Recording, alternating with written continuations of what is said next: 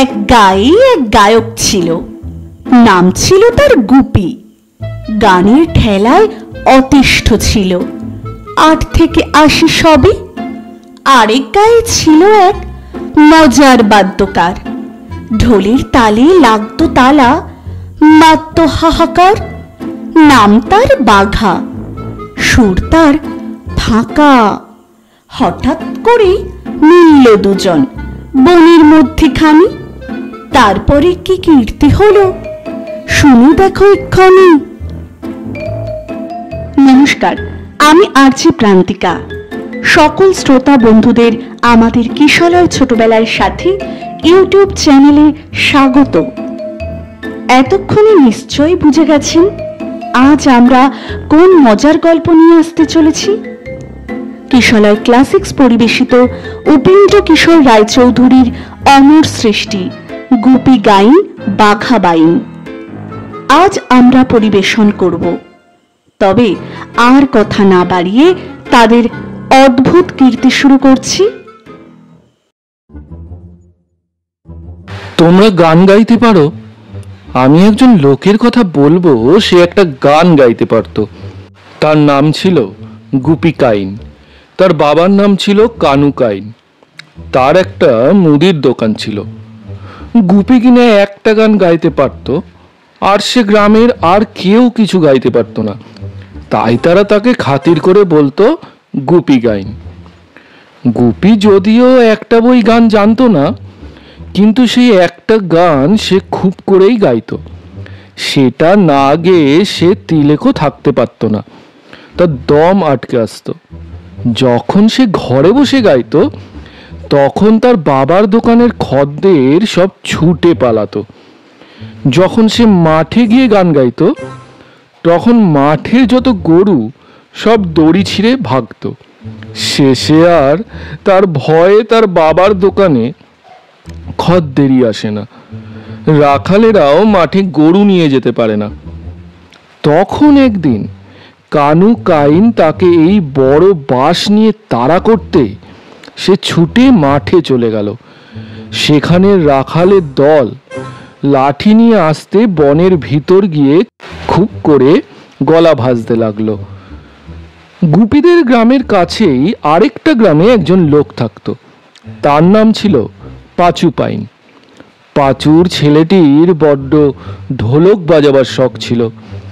বাজাতে বাজাতে সে বিষম ঢুলতে থাকতো, আর পা নড়তো আর চোখ পাকাতো, আর মাঝে মাঝে দাঁত খিঁচতো আর ভ্রুকুটি করত। তার গ্রামের লোকেরা তা দেখে হা করে থাকতো আর বলতো আহা হা হা হা। শেষে যখন আহা হা হা হা বলে বাঘের মতো খেকিয়ে উঠত, তখন সকলে পালাবার ফাঁক না পেয়ে চিৎপাত হয়ে পড়ে যেত। তাই তাকে সকলে বলতো বাঘা বাইন। তার এই বাঘা নামই রটে গিয়েছিল। আসল নাম যে তার কি তা কেউ জানতো না। বাঘা ঢোলক বাজাতো আর রোজ একটা করে ঢোলক ভাঙতো। শেষে আর পাঁচু তার ঢোলকের পয়সা দিয়ে উঠতে পারে না। কিন্তু বাঘার বাজনা বন্ধ হবে তাও কি হয়? গ্রামের লোকেরা পাঁচুকে বলল, তুমি যদি না পারো, না হয় আমরাই সকলে চাঁদা করে ঢোলকের পয়সাটা দিই। আমাদের গ্রামে এমন একটা ওস্তাদ হয়েছে, তার বাজনাটা বন্ধ হয়ে যাবে। শেষে ঠিক হলো যে গ্রামের সকলে চাঁদা করে বাঘাকে ঢোলক কিনে দেবে, আর সেই ঢোলকটি আর তার ছাউনি খুব মজবুত হবে, যাতে বাঘার হাতেও সেটা আর সহজে না ছেড়ে। উফ, সে যা ঢোলক হলো কি আর বলবো। তার মুখ হলো 3.5 হাত চওড়া, আর ছাউনি মোষের চামড়ার। বাঘা সেটা পেয়ে যার পর নাই খুশি হয়ে বলল, আমি দাঁড়িয়ে বাজাবো।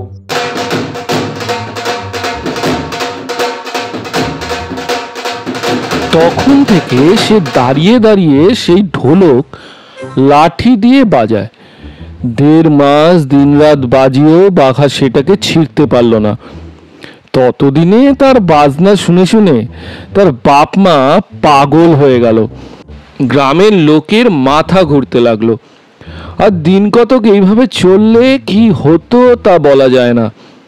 এর মধ্যে একদিন গ্রামের সকলে মিলে মোটা মোটা লাঠি নিয়ে এসে বাঘাকে বলল, লক্ষ্মী দাদা, তোমাকে 10 হাঁড়ি মিঠাই দিচ্ছি, অন্য কোথাও চলে যাও, নইলে আমরা যে সবাই পাগল হয়ে যাব। বাঘা আর কি করে, কাজেই তখন তাকে অন্য একটা গ্রামে যেতে হলো। সেখানে 2 দিন না থাকতে সেখানকার সকলে মিলে তাকে গ্রাম থেকে বার করে দিল। তারপর থেকে সে যেখানেই যায় সেখান থেকেই তাকে তাড়িয়ে দেয়। তখন সে করলো কি, সারাদিন মাঠে মাঠে ঘুরে বেড়ায়, ক্ষুধার সময় তার নিজের গ্রামে গিয়ে ঢোলক বাজাতে থাকে। আর গ্রামের লোক তাড়াতাড়ি তাকে কিছু খাবার দিয়ে বিদায় করে বলে, বাচরম। তারপর এমন হলো যে আর কেউ তাকে খেতে দেয় না। আর তার ঢোলকের আওয়াজ শুনলেই আশেপাশের সকল গ্রামের লোক লাঠি নিয়ে আসে। তখন বেচারা ভাবলো, আর না, মূর্খদের কাছে থাকার চেয়ে বনে চলে যাওয়াই ভালো। না হয় কি হবে, বাঘে খাবে, তবু আমার বাজনা চলবে। এই বলে বাঘা তার ঢোলকটিকে ঘাড়ে করে বনে চলে গেল। এখন বাঘার বেশ মজাই হয়েছে। এখন আর কেউ তার বাজনা শুনে লাঠি নিয়ে আসে না। বাঘে খাবে দূরে থাক, সে মানে বাঘ ভাল্লুক কিছুই নেই, আছে খালি একটা ভয়ানক জানোয়ার। বাঘা আজও তাকে দেখতে পায়নি, শুধু দূর থেকে তার ডাক শুনে ভয়ে থরথরিয়ে কাঁপে আর ভাবে, বাবা গো, ওটা এলেই তো আমাকে ঢোলক শুদ্ধ গিলে খাবে রে। সে ভয়ানক জানোয়ার কিন্তু কেউ নয়, সে হলো গুপি গাইন। বাঘা যে হাঁক শুনে কাঁপে, সে গুপির গলা ভাজা। গুপিও বাঘার বাজনা শুনতে পায় আর বাঘারই মতো ভয়ে কাঁপে। শেষে একটু ভাবলো, এ বনে থাকলে কখন প্রাণটা যাবে, তার চেয়ে এই বেলা এখান থেকে পালাই। এই ভেবে গুপি চুপি চুপি বন থেকে বেরিয়ে পড়ল। বেরিয়েই দেখে আরেকটি লোকও এক বিশাল ঢোল মাথায় করে সেই বনের ভিতর থেকে আসছে। তাকে দেখেই ভারী আশ্চর্য হয়ে গুপি জিজ্ঞাসা করলো, তুমি কে হে? বাঘা বলল, আমি বাঘা বাইন, তুমি কে? আমি গুপি গাইন, তুমি কোথায় যাচ্ছ? যেখানে জায়গা জোটে সেইখানেই যাচ্ছি। গ্রামের লোকগুলো গাধা, গান বাজনা কিছুই বোঝে না, তাই ঢোলকটা নিয়ে বনে চলে এসেছিলাম। তা ভাই, এখানে যে ভয়ঙ্কর জানোয়ারের ডাক শুনছি, তার সামনে পড়লে তো প্রাণটি আর থাকবে না, তাই পালিয়ে যাচ্ছি। তাই তো, আমিও তো একটা জানোয়ারের ডাক শুনেই পালিয়ে যাচ্ছিলাম। আচ্ছা বলো তো, তুমি জানোয়ারটাকে কোথায় বসে ডাকতে শুনেছিলে? বনের পূর্ব ধারে বট গাছের তলায়। ও আচ্ছা আচ্ছা, আরে সে যে আমারই গান শুনেছো, সে কেন জানোয়ারের ডাক হবে? আমি যে জানোয়ারের ডাক শুনেছি সে ডাকে বনের পশ্চিম ধারে হরতুকি তলায় বসে। সে তো আমার ঢোলকের আওয়াজ, আমি ওইখানেই থাকতাম। এতক্ষণে তারা বুঝতে পারলো যে তারা তাদের নিজেদের গান আর বাজনা শুনেই ভয়ে পালিয়ে যাচ্ছিল। তখন যে দুজনার কি হাসি! অনেক হেসে তারপর গুপি বলল, ভাই, আমি যেমন গাইন তুমি তেমনই বাইন, আমরা দুজনে জুটলে নিশ্চয়ই একটা কিছু করতে পারি। এই কথায় বাঘারও খুবই মত হলো। কাজেই তারা খানিক কথাবার্তার পর ঠিক করলো যে তারা দুজনায় মিলে রাজামশাইকে গান শোনাতে যাবে। রাজামশাই যে তাতে খুব খুশি হবেন তাতে তো আর ভুলই নেই। চাই কি অর্ধেক রাজ্য বা মেয়ের সঙ্গে বিয়েও দিয়ে ফেলতে পারেন। গুপির আর বাঘার মনে এখন খুবই আনন্দ। তারা রাজাকে গান শোনাতে যাবে। দুজনে হাসতে হাসতে আর নাচতে নাচতে একটা প্রকাণ্ড নদীর ধারে এসে উপস্থিত হলো। সেই নদী পার হয়ে রাজবাড়ি যেতে হয়। নদীতে খেয়া আছে, কিন্তু মেয়ে পয়সা চায়। বেচারারা বন থেকে এসেছে, পয়সা কোথায় পাবে? তারা বলল, ভাই, আমাদের কাছে তো পয়সা টয়সা কিছু নেই, আমরা না হয় তোমাদের গিয়ে বাজিয়ে শোনাবো, আমাদের পার করে দাও। তাতে খেয়ার চরণদারেরা খুব খুশি হয়ে মেয়েকে বলল, আমরা চাঁদা করে এদের পয়সা দেবো, তুমি এদের তুইলা নাও। বাঘার ঢোলটি দেখেই মেয়ের বাজনা শুনতে ভারী স্বাদ হয়েছিল, কাজেই সে এক কথায় আর কোনো আপত্তি করল না। নৌকা ভরা লোক, বসে বাজাবার জায়গা কোথায় হবে? অনেক কষ্টে সকলের মাঝখানে খানিকটা জায়গা হতে হতে নৌকো নদীর মাঝখানে এসে পড়ল। তারপর খানিকটা একটু গুনগুনিয়ে গুপি গান ধরল। বাঘা তার ঢোলকে লাঠি লাগালো। এক যে ছিল রাজা, তার ভারী দুঃখ। দেখো রাজা কাঁদে, রাজা, আহা রাজা, বেচারা রাজা, ভারী ভারী দুঃখ। দুঃখ কিসে হয়? অভাগার অভাবে যেন শুধু নয়, যার ভান্ডারে রাশি রাশি সোনা দানা ঠাসি ঠাসি তারও ভয়, যেন সেও সুখী নয়। আরে দুঃখ কিসে হয়?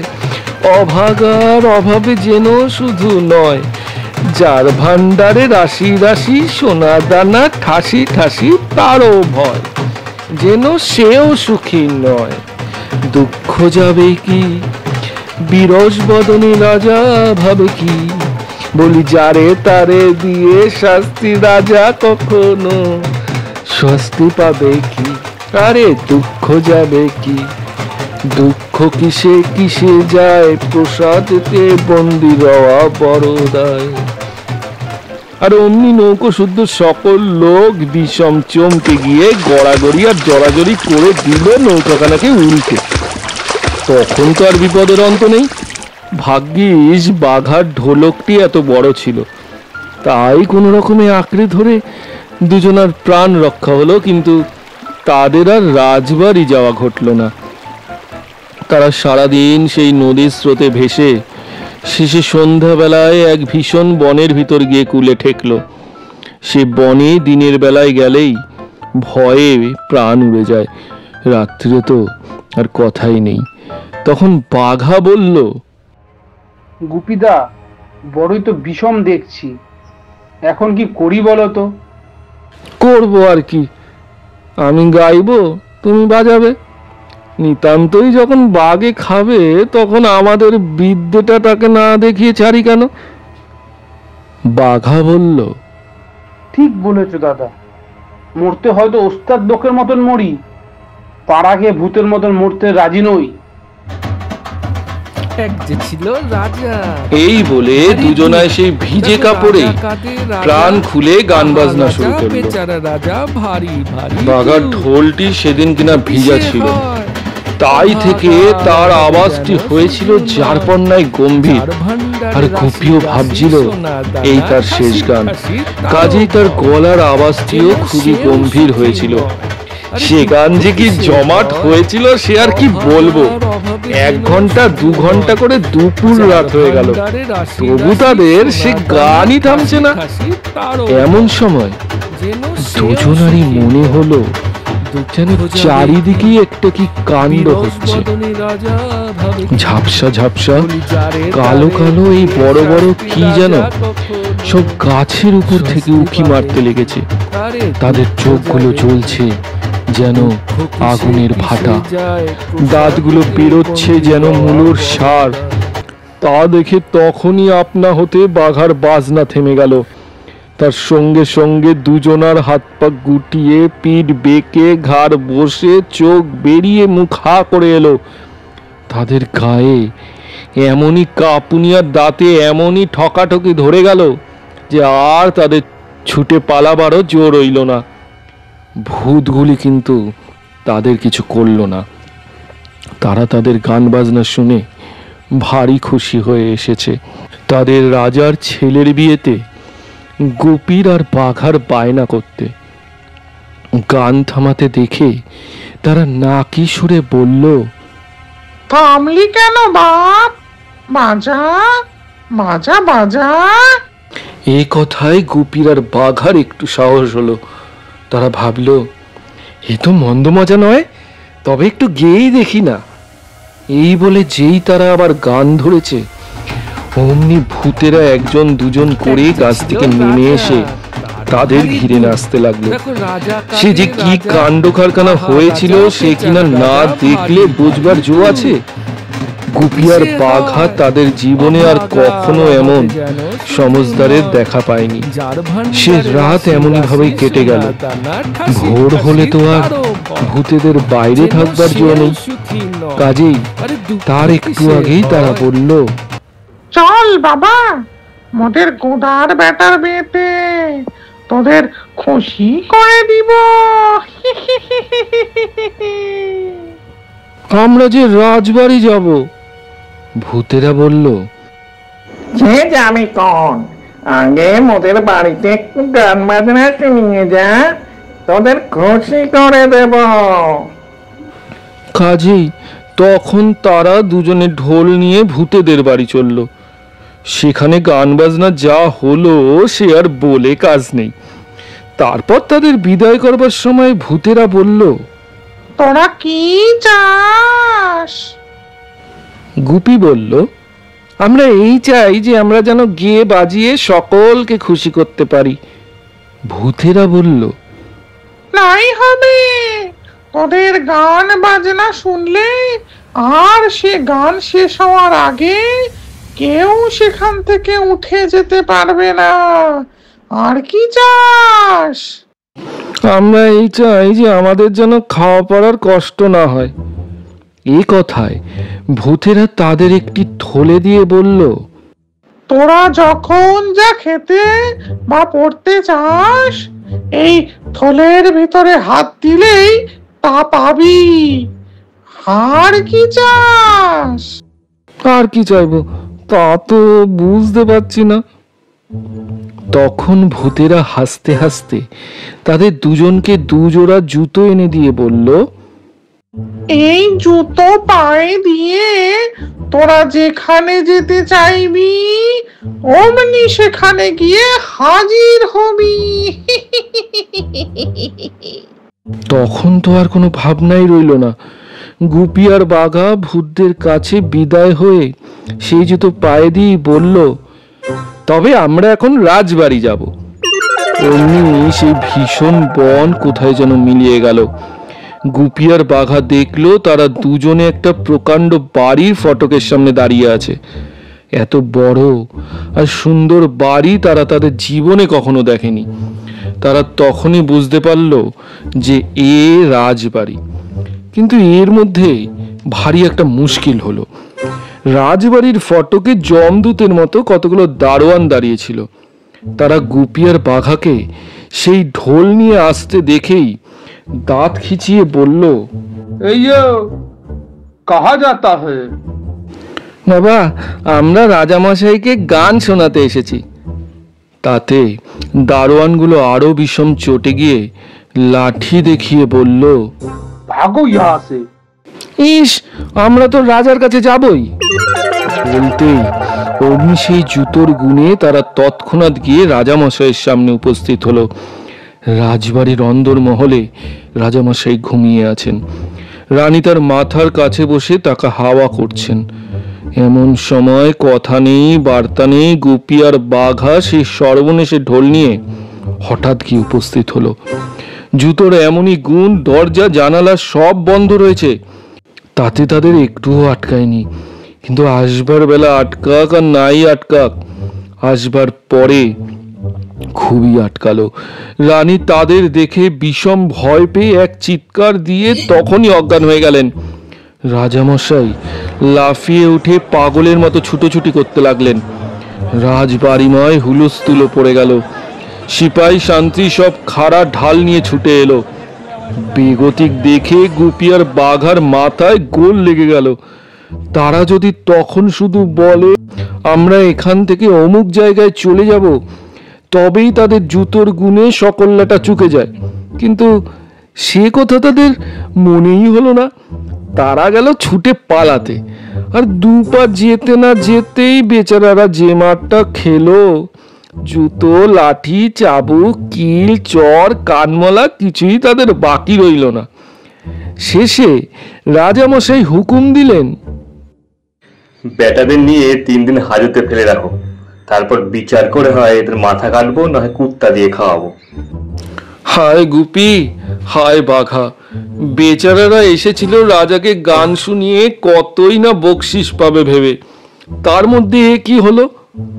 পেয়াদারা বেঁধে মারতে মারতে একটা অন্ধকার ঘরে নিয়ে ফেলে রাখলো। সেখানে পড়ে বেচারারা একদিন আর গায়ের ব্যথায় নড়তে চড়তে পারলো না। তাতে তেমন দুঃখ ছিল না, কিন্তু বাঘার ঢোলটি যে গেল সেই হলো সর্বনাশের কথা।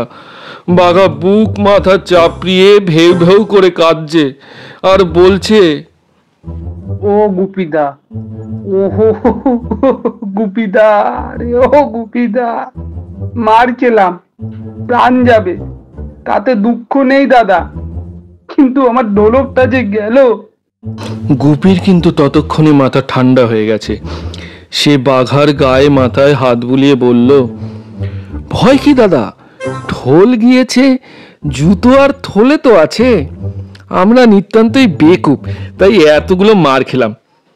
যা হোক যা হোক, যা হবার হয়ে গিয়েছে, এখন এর ভিতর থেকে একটা মজা করে নিতে হবে।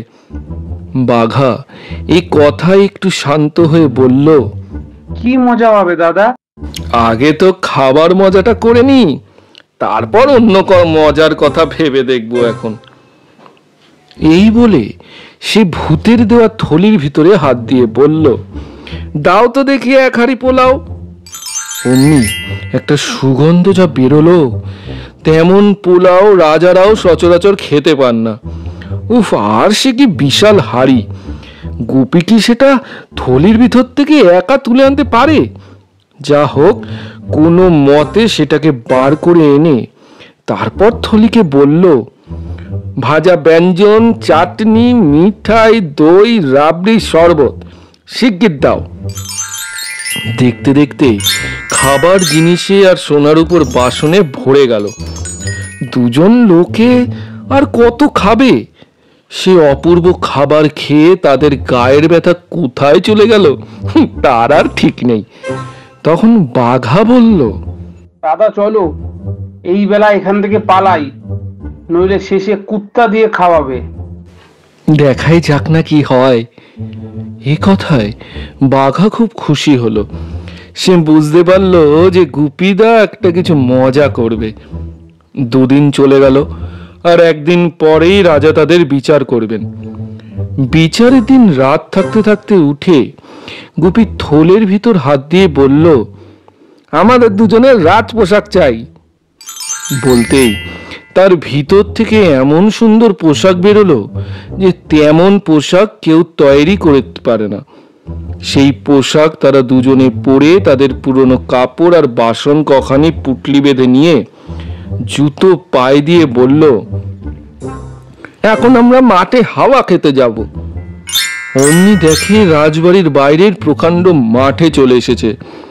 সে মাঠে এক জায়গায় তাদের পুটলিটি লুকিয়ে রেখে তারা বেড়াতে বেড়াতে রাজবাড়ির সামনে উপস্থিত হলো।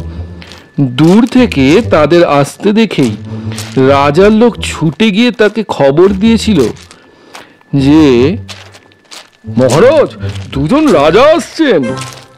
রাজাও তা শুনে তার ফটকের সামনে এসে দাঁড়িয়েছিলেন। বাঘার গুপি আসতেই তিনি তাদের যার পণ্যায় আদর দেখিয়ে বাড়ির ভিতর নিয়ে গেলেন। চমৎকার একটি ঘরে তাদের বাসা দেওয়া হলো। কত চাকর, বামুন, পেয়াদা, পাইক তাদের সেবাতে লেগে গেল, তার অন্ত নেই। তারপর গুপি আর বাঘা হাত পা ধুয়ে জলযোগ করে একটু ঠান্ডা হলেই রাজামশাই তাদের খবর নিতে এলেন। তাদের পোশাক দেখে অবধি তিনি ভেবে নিয়েছেন, না জানি এরা কত বড় রাজাই হবেন। তারপর শেষে যখন তিনি গুপিকে জিজ্ঞাসা করলেন, আপনারা কোন দেশের রাজা? তখন গুপি হাত জোর করে তাকে বলল, মহারাজা, আমরা কি রাজা হতে পারি? আমরা আপনার চাকর। গুপি সত্য কথাই বলেছিল, কিন্তু রাজার তাতে বিশ্বাস হলো না। তিনি ভাবলেন, কি ভালো মানুষ, কেমন নরম হয়ে কথা বলে, যেমন বড় রাজা তেমনি ভদ্রলোকও দেখছি। তিনি তখন আর বিশেষ কিছু না বলে তাদের দুজনকে তার সভায় নিয়ে এলেন। সেখানে সেদিন সে দুটো লোকের বিচার হবে। 3 দিন আগে যারা গিয়ে তার শোবার ঘরে ঢুকেছিল, বিচারের সময় উপস্থিত আসামি দুটোকে আনতে পেয়াদা গিয়েছে, কিন্তু তাদের আর কোথায় পাবে? 3 দিন তাদের ঘরে তালা বন্ধ ছিল। সেই তালা খুলে দেখা হলো সেখানে কেউই নেই, খালি ঘর পড়ে আছে। তখন তো ভারী একটা ছুটোছুটি হাঁকাহাঁকি পড়ে গেল। দারোগা মশাই বিষম খেপে গিয়ে পেয়াদাগুলোকে বকতে লাগলেন। পেয়াদারা হাত জোর করে বলল, হুজুর, আমাদের কোনো কসুর নেই, আমরা তালা দিয়ে রেখেছিল, তার উপর আবার আগাগোড়া দরজার সামনে দাঁড়িয়েছিলাম। ও দুটো মানুষ ছিল না, ও দুটো ছিল ভূত, নইলে এর ভেতর থেকে কি করে পালালো? এ কথায় সকলেরই বিশ্বাস হলো। রাজামশাইও প্রথমে দারোগার উপর রেগে তাকে কেটেই ফেলতে গিয়েছিলেন। শেষে ওই কথা শুনে বললেন, ঠিক, ও দুটো নিশ্চয়ই ভূত। আমার ঘরে তো বন্ধ ছিল, তার ভিতর এত বড় ঢোল নিয়ে কি করে ঢুকেছিল? তা শুনে সকলেই বলল, হ্যাঁ হ্যাঁ, ঠিক ঠিক, ও দুটো ভূত। বলতে বলতেই তাদের শরীর শিউরে উঠল, গা বেয়ে ঘাম পড়তে লাগলো। তখন তারা বাঘার সেই ঢোলকটির কথা মনে করে বলল, মহারাজ, ভূতের ঢোল বড় সর্বনেশে জিনিস, ওটাকে কখনো আপনার ঘরে রাখবেন না, ওটাকে এক্ষুনি পুড়িয়ে ফেলুন। রাজামশাইও বললেন, বাপরে, ভূতের ঢোল ঘরে রাখবো? এক্ষুনি ওটাকে এনে পোড়াও। যেই এ কথা বলা, অমনি বাঘা 2 হাতে চোখ ঢেকে হাউ হাউ করে কেঁদে গড়াগড়ি দিতে লাগলো। সেদিন বাঘাকে নিয়ে গুপির কি মুশকিলই না হয়েছিল সে আর বলার নয়। ঢোল পোড়াবার নাম শুনেই বাঘা কাঁদতে আরম্ভ করেছে। ঢোল এনে তাতে আগুন ধরিয়ে দিলে না জানি সে কি করবে। তখন সেটা যে তারই ঢোল, সে কথা কি আর বাঘা সামলে রাখতে পারবে? সর্বনাশ, এখন বুঝি ধরা পড়ে প্রাণটাই হারাতে হয়। গুপির বড়ই ইচ্ছা হচ্ছিল যে বাঘাকে নিয়ে ছুটে পালায়, কিন্তু তার তো আর জো নেই। সভায় বসবার সময় যে সেই জুতোগুলো পা থেকে খুলে রাখা হয়েছে। এদিকে কিন্তু বাঘার কাণ্ড দেখে সভাময় এক বিষম হুলুস্থুলু পড়ে গেছে। সবাই ভাবছে বাঘার নিশ্চয়ই একটা ভারী অসুখ হয়েছে, আর সে বাঁচবে না। রাজবাড়ির বদ্যি ঠাকুর এসে বাঘার নাড়ি দেখে যার পাওয়ান্নায় গম্ভীরভাবে মাথা নাড়লেন। বাঘাকে খুব করে জোলাপের ওষুধ খাইয়ে তার পেটে বেলেস্তারা লাগিয়ে দেওয়া হলো। তারপর বদ্যি ঠাকুর বললেন, এতে যদি বেদনা না সারে তবে পিঠে আরো একটা, তাতেও না সারলে দুপাশে আরো 2টো বেলেস্তারা লাগাতে হবে। এই কথা শুনেই বাঘার কান্না তৎক্ষণাৎ থেমে গেল। তখন সকলে বলল যে বদ্যি ঠাকুর কি চমৎকার ওষুধই দিয়েছেন, দিতে না দিতেই বেদনা সেরে গেছে। যা হোক, বাঘা যখন দেখলো যে তার কান্নাতে ঢোল পোড়াবার কথাটা চাপা পড়ে গেছে, তখন সেই বেলেস্তারার বেদনার ভিতরেই তার মনটা কিছুটা ঠান্ডা হলো। রাজামশাই তখন তাকে খুব যত্নের সহিত তার ঘরে শুইয়ে রেখে এলেন। গুপি তার কাছে বসে তার বেলেস্তারায় হাওয়া করতে লাগলো। তারপর সকলে ঘর থেকে চলে গেলে গুপি বাঘাকে বলল, ছি ভাই ছি, যেখানে সেখানে কি এমন করে কাঁদতে আছে, দেখো দেখি এখন কি মুশকিলটা হলো। বাঘা বলল, বারে, আমি যদি না কাঁদতুম তাহলে এতক্ষণে তো আমার ঢোলকটি পুড়িয়ে শেষ করে দিত। এখন না হয় একটু জ্বালুনি সইতে হচ্ছে, কিন্তু আমার ঢোলকটা তো বেঁচে গেছে। বাঘার গুপি এমনই কথাবার্তা বলছে, এদিকে রাজামশাই সবাই ফিরে এলে দারোগা মশাই তার কানে কানে বললেন, মহারাজ, একটা কথা আছে, অনুমতি হয়তো বলি। কি কথা? মহারাজ, ওই যে লোকটা গড়াগড়ি দিয়ে কাঁদলো, সে আর তার সঙ্গের ওই লোকটা সেই 2 ভূত। আমি চিনতে পেরেছি। তাই তো হে, আমারও একটু যেন সেই রকম ঠেকেছিল। তাহলে তো বড় মুশকিল দেখছি। বলো তো এখন কি করা যায়? তখন এই কথা নিয়ে সভায় ভারী একটা কানাকানি শুরু হলো। কেউ বলল, রোজা ডাকো রোজা, ও দুটোকে তাড়ায় দিক। আর একজন বলল, রোজা যদি তাড়াতে না পারে তখন সে দুটোকে পুড়িয়ে মারুন না। এই কথাটা সকলেরই খুব পছন্দ হলো, কিন্তু এর মধ্যে একটু মুশকিল এই দেখা গেল যে ভূতদের পোড়াতে গেলে রাজবাড়িতেও তখন আগুন ধরে যেতে পারে। শেষে অনেক যুক্তির পর এই স্থির হলো যে একটা বাগান বাড়িতে তাদের বাসা দেওয়া হবে। বাগান বাড়ি পুড়ে গেলেও বিশেষ ক্ষতি হবে না। রাজামশাই বললেন, সেই ঢোলকটাকেও তাহলে সেই বাগান বাড়িতে নিয়ে রাখা যাক। বাগান বাড়ি পোড়াবার সময় একসঙ্গে সফল আপদ চুকে যাবে। বাগান বাড়ি যাওয়ার কথা শুনে গুপি আর বাঘা খুব খুশি হলো। তারা তো জানে না যে এর ভিতর কি ভয়ানক ফন্দি রয়েছে। তারা খালি ভাবলো যে বেশ আরামে নিরিবিলি থাকা যাবে, সঙ্গীত চর্চারও সুবিধা হতে পারে। জায়গাটি খুবই নিরিবিলি আর সুন্দর। বাড়িটি কাঠের, কিন্তু দেখতে চমৎকার। সেখানে গিয়ে দেখতে দেখতে বাঘা ভালো হয়ে গেল। তখন গুপি তাকে বলল, ভাই আর এখানে থেকে কাজ কি, চলো আমরা এখান থেকে চলে যাই। বাঘা বলল, দাদা এমন সুন্দর জায়গায় তো আর থাকতে পাবো না, দুদিন এখানেই রইলাম। আহা, আমার ঢোলকটা যদি থাকতো।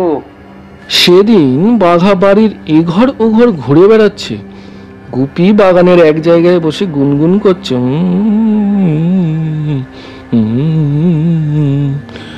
এমন সময় হঠাৎ বাঘা ভয়ানক চেঁচামেচি করে উঠল। তার সকল কথা বোঝা গেল না, খালি ও গুপিদা, ও গুপিদা। হাঁকটা খুবই শোনা যেতে লাগলো। গুপি তখন ছুটে এসে দেখলো যে বাঘা তার সেই ঢোলকটা মাথায় করে পাগলের মতো নাচছে, আর যা তা আবল তাবল বলতে বলতে চেঁচাচ্ছে। ঢোলক পেয়ে তার এত আনন্দ হয়েছে যে আর সে কিছুতেই স্থির হতে পারছে না, গুছিয়ে কথাও বলতে পারছে না। এমনই করে প্রায় আধ ঘন্টা চলে গেলে পর বাঘা একটু শান্ত হয়ে বলল, গুপিদা, গুপিদা, দেখছো কি এই ঘরে আমার ঢোলকটি, আর কি মজা। বলে আবার সে মিনিট 10 খুব নেচে নিল। তারপর সে বলল, দাদা এত দুঃখের পর ঢোলকটা পেয়েছি। খাওয়া দাবার পর রাত্রেবেলায় বারান্দায় বসে দুজনে খুব করে গান বাজনা করা যাবে। রাজামশাই কিন্তু ঠিক করেছেন, সেই রাত্রেই তাদের পুড়িয়ে মারবেন। দারোগার উপর হুকুম হয়েছে যে সেদিন সন্ধ্যার সময় সেই বাগান বাড়িতে মস্ত ভোজের আয়োজন করতে হবে। দারোগা মশাই 50-60 জন লোক নিয়ে সেই ভোজে উপস্থিত থাকবেন। খাওয়া দাওয়ার পর গুপি আর বাঘা ঘুমিয়ে পড়লে তারা সকলে মিলে একসঙ্গে সেই কাঠের বাড়ির চারদিকে আগুন দিয়ে তাদের পালাবার পথ বন্ধ করবেন। সেদিনকার খাওয়া বেশ ভালো মতোই হলো। গুপি আর বাঘা ভাবলো যে লোকজন চলে গেলেই তারা গান বাজনা আরম্ভ করবে। দারোগা মশাই ভাবলেন যে গুপি আর বাঘা ঘুমোলেই ঘরে তিনি আগুন দেবেন। তিনি তাদের ঘুম পাড়াবার জন্য বড়ই ব্যস্ত হয়ে উঠলেন। তার ভাব দেখে যখন স্পষ্টই বোঝা গেল যে তারা না ঘুমোলে তিনি সেখান থেকে যাবেন না, তখন গুপি বাঘাকে নিয়ে গিয়ে বিছানায় পড়ে নাক ডাকাতে লাগলো। একটু পরেই গুপি আর বাঘা দেখলো যে লোকজন সব চলে গেছে, আর কারোর কোনো সাড়া শব্দ নেই। তারপর আরেকটু দেখে যখন মনে হলো যে বাগান একেবারে খালি হয়ে গেছে, তখন তারা দুজনে বারান্দায় এসে ঢোল বাজিয়ে গান জুড়ে দিল। এদিকে দারোগা মশাই তার লোকদের বলে দিয়েছেন, তোরা প্রত্যেক দরজায় বেশ ভালো করে আগুন ধরাবি। খবরদার, আগুন ভালো করে ধরলে চলে যাসনি যেন।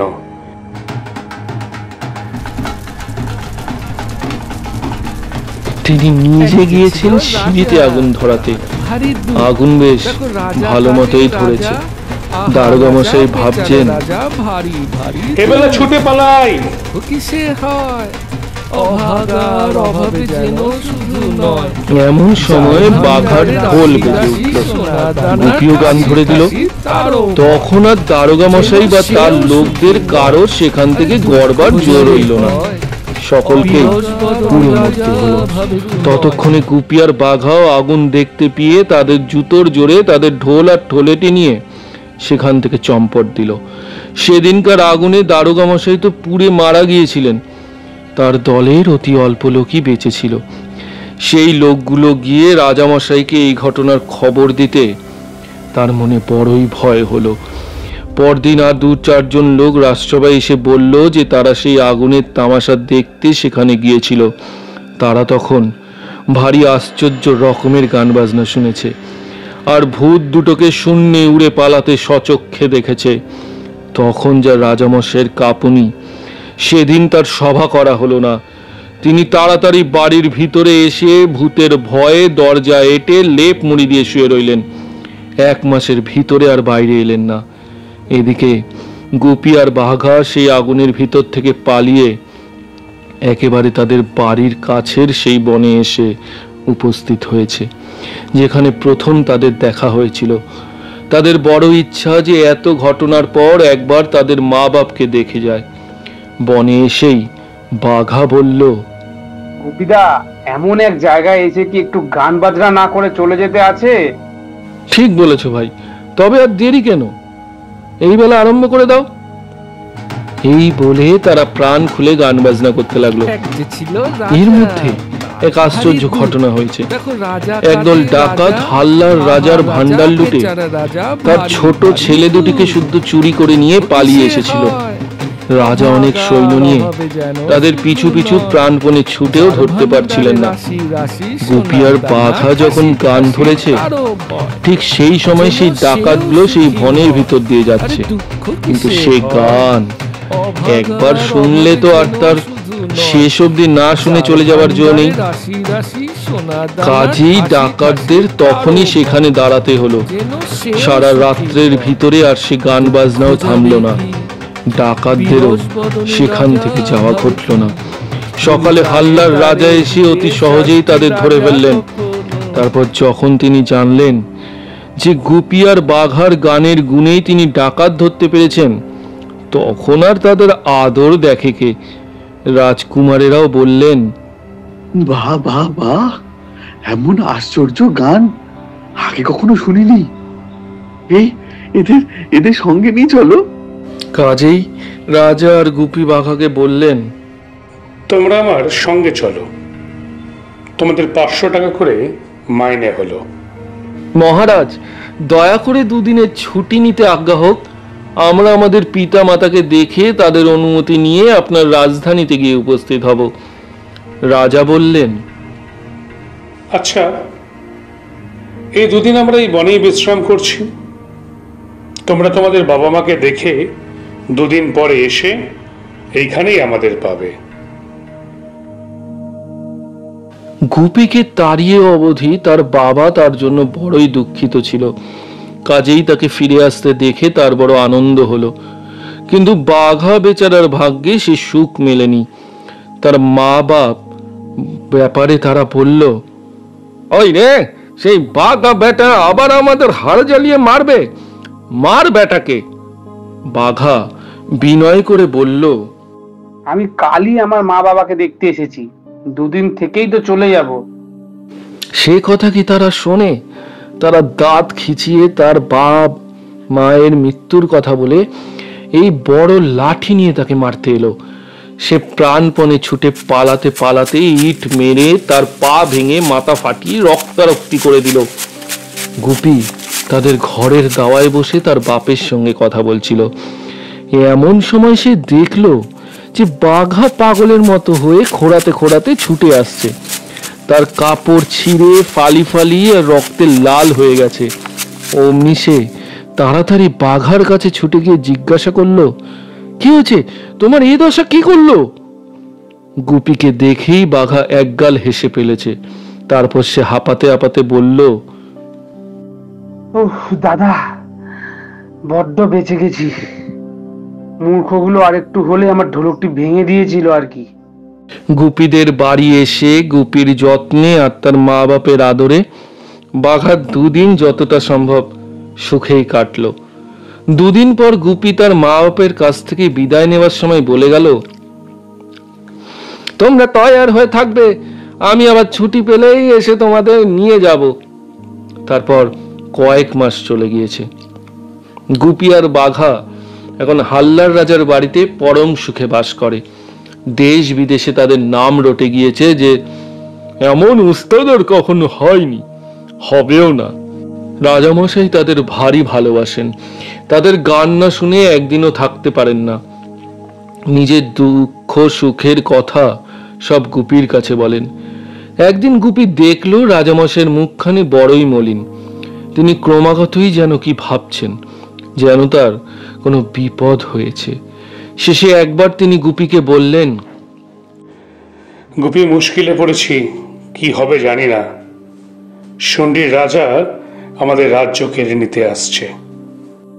শুন্ডির রাজা হচ্ছেন সেই তিনি যিনি গুপি আর বাঘাকে পুড়িয়ে মারতে চেয়েছিলেন।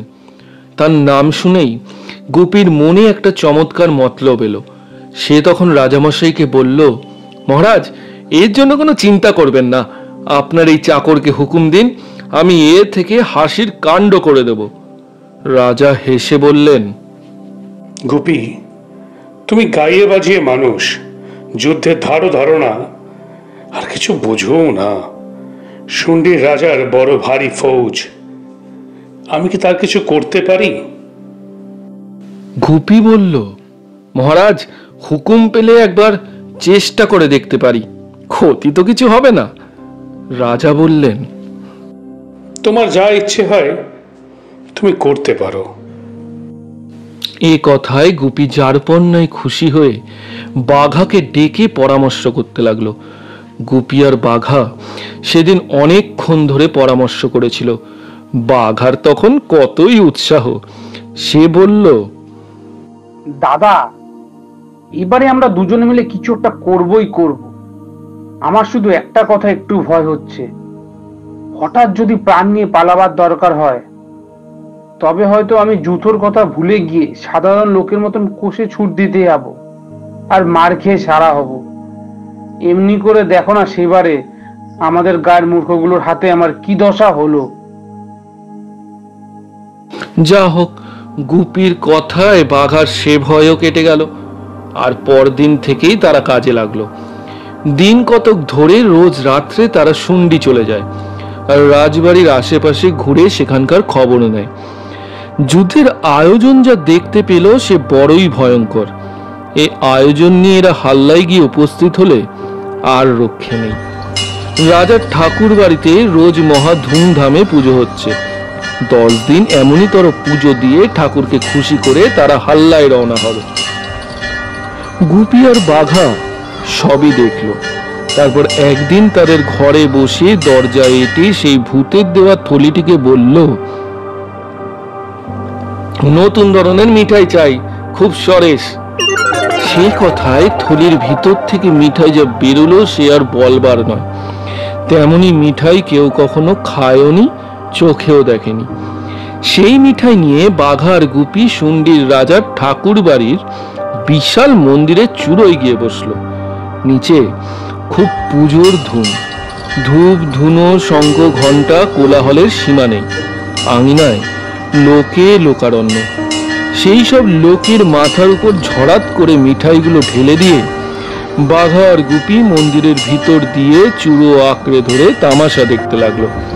অন্ধকারের মধ্যে সেই ধূপধুনা আর আলোর ধোঁয়ায় কেউ তাদের দেখতে পেল না। মিঠাইগুলো আঙিনায় পড়তেই অমনি কোলাহল থেমে গেল। অনেকেই লাফিয়ে উঠল, কেউ কেউ চেঁচিয়ে ছুটো দিল। তারপর 2-4 জন সাহসী লোক কয়েকটা মিঠাই তুলে আলোর কাছে নিয়ে ভয় ভয় দেখতে লাগলো। শেষে তাদের একজন চোখ বুজে তার একটু মুখে পুরে দিল। দিয়েই আর কথাবার্তা নেই, সে 2 হাতে আঙিনা থেকে মিঠাই তুলে খালি মুখে দিচ্ছে আর নাচছে আর আহ্লাদে চেঁচাচ্ছে। তখন সেই আঙিনা শুদ্ধ লোক মিঠাই খাবার জন্য পাগলের মতো কাড়াকাড়ি আর কিচিরমিচির করতে লাগলো। এদিকে কয়েকজন ছুটে গিয়ে রাজামশাইকে বলছে, মহারাজ, ঠাকুর আজ পুজোয় তুষ্ট হয়ে স্বর্গ থেকে প্রসাদ পাঠিয়ে দিয়েছে। সে যে কি অপূর্ব প্রসাদ, সে কথা আমরা বলতেই পারছি না। সে কথা শুনবা মাত্রই রাজামশাই প্রাণপণে কাছা গুজতে গুজতে ঊর্ধ্বশ্বাসে এসে ঠাকুর বাড়িতে উপস্থিত হলেন। কিন্তু হায়, ততক্ষণে সব প্রসাদ শেষ হয়ে গিয়েছিল। সমস্ত উঠোন ঝাড় দিয়েও রাজামশাইয়ের জন্য একটু প্রসাদের গুঁড়ো পাওয়া গেল না। তখনই তিনি ভারী চটে গিয়ে বললেন, তোমাদের কি অন্যায়? পুজো করি আমি, আর প্রসাদ খেয়ে শেষ করো তোমরা। আমার জন্য একটু কুড়োও রাখো না, তোমাদের সকলকে ধরে শুলে চড়াবো। এ কথায় সকলে ভয়ে কাঁপতে কাঁপতে জোর হাতে বলল, দোহাই মহারাজ, আপনার প্রসাদ কি আমরা খেয়ে শেষ করতে পারি? বাপরে, আমরা খেতে না খেতেই ঝাঁ করে কোনখান দিয়ে ফুরিয়ে গেল। আজ আমাদের প্রসাদগুলো আপনি মাফ করুন। কাল থেকে যত প্রসাদ সব মহারাজ একাই খাবে। আচ্ছা, তাই হবে, খবরদার মনে থাকে যেন। পরদিন রাজামশাই প্রসাদ খাবেন, তাই এক প্রহর বেলা থাকতেই তিনি ঠাকুর বাড়ির আঙিনায় এসে আকাশের পানে তাকিয়ে বসে আছেন।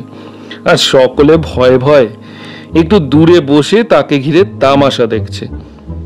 আজ পুজোর ঘটা অন্য দিনের চেয়ে শতগুণ। সবাই ভাবছে দেবতা তাতে খুশি হয়ে রাজামশাইকে আরো ভালো প্রসাদ দেবেন। রাত দুপুরের সময় গুপি আর বাঘা আরো আশ্চর্য রকমের মিঠাই নিয়ে এসে মন্দিরের চূড়োয় বসলো। আজ তাদের পরনে খুব জমকালো পোশাক, মাথায় মুকুট, গলায় হার, হাতে বালা, কানে কুণ্ডল। তারা দেবতা সেজে এসেছে। ধোয়ার জন্য কিছুই দেখা যাচ্ছে না, কিন্তু তবু রাজামশাই আকাশের পানে তাকিয়ে আছেন। এমন সময় গুপি আর বাঘা হাসতে হাসতে তার উপরে সেই মিঠাইগুলো ফেলে দিল। তাতে রাজামশাই প্রথমে একটা চিৎকার দিয়ে 3 হাত লাফিয়ে উঠল। তারপর তাড়াতাড়ি সামলিয়ে নিয়ে হাতে মিঠাই তুলে মুখে দিতে লাগলেন, আর ধেই ধেই করে নাচনটা যা নাচলেন। এমন সময় গুপি আর বাঘা হঠাৎ মন্দিরের চূড়ো থেকে নেমে এসে রাজার সামনে দাঁড়ালো।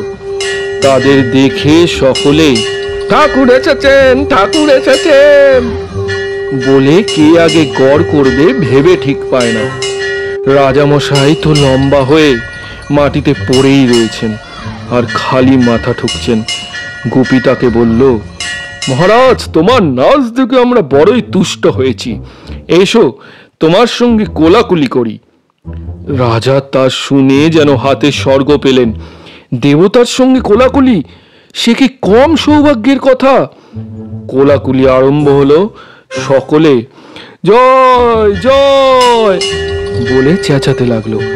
সেই অবসরে গুপি আর বাঘা রাজামশাইকে খুব করে জড়িয়ে বলল, এখন তবে আমাদের ঘরে যাব। বলতে বলতেই তারা তাকে শুদ্ধ একেবারে এসে তাদের নিজের ঘরে উপস্থিত। ঠাকুর বাড়ির আঙিনায় সেই লোকগুলো অনেকক্ষণ ধরে হা করে আকাশের পানে চেয়ে রইল। তারপর যখন রাজামশাই আর ফিরলেন না, তখন তারা যে যার ঘরে এসে বলল, কি আশ্চর্য দেখলাম, রাজামশাই সশরীরে স্বর্গে গেলেন, দেবতারা নিজে তাকে নিতে এসেছিলেন। এদিকে রাজামশাই গুপি আর বাঘার কোলে অজ্ঞান হয়ে গিয়েছিলেন। তাদের ঘরে এসেও অনেকক্ষণ তার জ্ঞান হয়নি। ভোরের বেলায় তিনি চোখ মেলে দেখলেন যে সেই 2টো ভূত তার মাথার কাছে বসে আছে।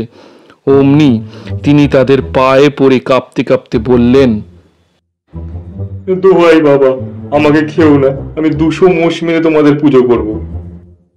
গুপি বলল, মহারাজ, আপনার কোনো ভয় নেই, আমরা ভূত নই, আপনাকে খেতেও যাচ্ছি না। রাজামশাইয়ের কিন্তু তাতে একটুও ভরসা হলো না। তিনি আর কোনো কথা না বলে মাথা গুজে বসে কাঁপতে লাগলেন। এদিকে বাঘা এসে হাল্লার রাজাকে বলল, কাল রাতে আমরা শুনতেই রাজাকে ধরে এনেছে, এখন কি আজ্ঞা হয়? হাল্লার রাজা বললেন, তাকে নিয়ে এসো। 2 রাজার যখন দেখা হলো, তখন শুন্ডির রাজা বুঝতে পারলেন যে তাকে ধরে আনা হয়েছে। হাল্লা জয় করা তো তার ভাগ্যে ঘটলই না, এখন প্রাণটিও যাবে। কিন্তু হাল্লার রাজা তাকে প্রাণে না মেরে শুধু তার রাজ্যই কেড়ে নিলেন। তারপর তিনি গুপি আর বাঘাকে বললেন, তোমরাই আমাকে বাঁচিয়েছ, নইলে হয়তো আমার রাজ্যও যেত, প্রাণও যেত। শুন্ডি রাজ্যের অর্ধেক আর আমার দুটি কন্যা তোমাদের দুজনকে দান করলাম। তখন খুবই একটা ধুমধাম হলো। গুপি আর বাঘা হাল্লার জামাই হয়ে আর শুন্ডির অর্ধেক রাজ্য পেয়ে পরম আনন্দে সঙ্গীতের চর্চা করতে লাগলো। গুপির মা বাবার মান্য আর সুখ তখন দেখে কে? গুপি বাঘার কাণ্ড কারখানা শুনে মনে নিশ্চয়ই খুশির ছোঁয়া লাগলো। তবে এই কীর্তিতে যারা কণ্ঠ দিয়েছেন তাদের নামগুলো জেনে নি। গুপি গাইনের ভূমিকায় অয়ন, বাঘা বাইনের ভূমিকায় অঙ্কিত, ভূতের রাজার ভূমিকায় নিলয়, শুন্ডির রাজার ভূমিকায় দীপঙ্কর, হাল্লার রাজার ভূমিকায় রাজাদিত্য। অন্যান্য পার্শ্ব চরিত্রে রাজাদিত্য, দীপঙ্কর, উজ্জ্বল, নিলয়, অঙ্কিত এবং অয়ন। শব্দগ্রহণ, সঙ্গীত সংযোজন, পরিচালনায় অয়ন। সঙ্গীত সংযোজনে সহায়তা করেছেন ইন্দিরা সেনগুপ্ত। আজ তবে এই অবধি থাকলো, আবার দেখা হবে পরের গল্পে। আজকের মতো বিদায়।